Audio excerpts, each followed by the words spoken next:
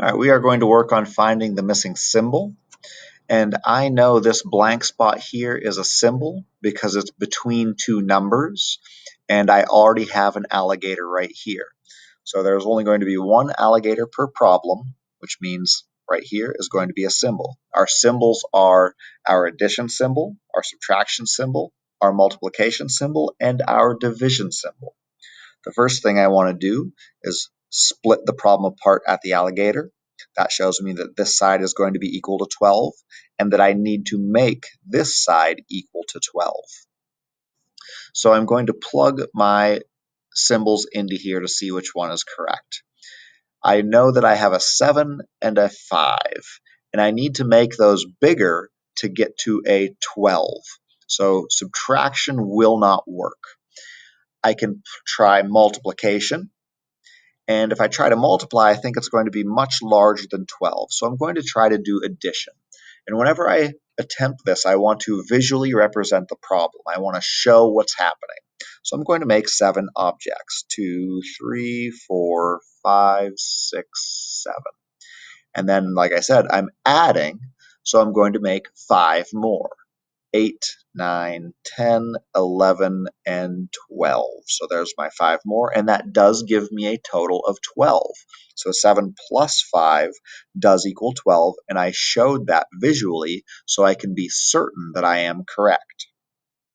On my next one, I have 3 something 5 equals 15.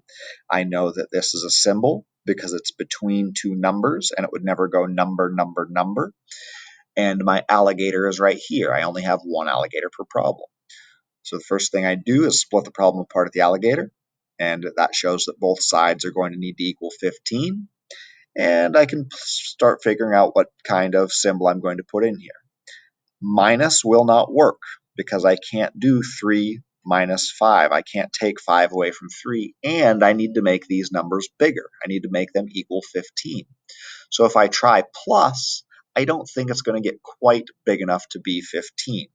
But if I were to try plus, I'd want to do it visually. I'm going to try multiplying. In multiplication, it is 3 groups of the number 5. So I'm going to visually represent that. I'm going to make 3 groups of 5. Here's my first group of 5. My next group of 5, 6, 7, 8, 9, 10, and my third group of 5, 11, 12, 13, 14, 15. So 3 groups of 5 does equal 15, so 3 times 5 equals 15.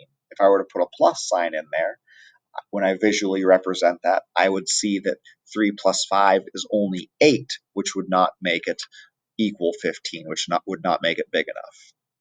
And our last one here, 15 something 5 equals 10.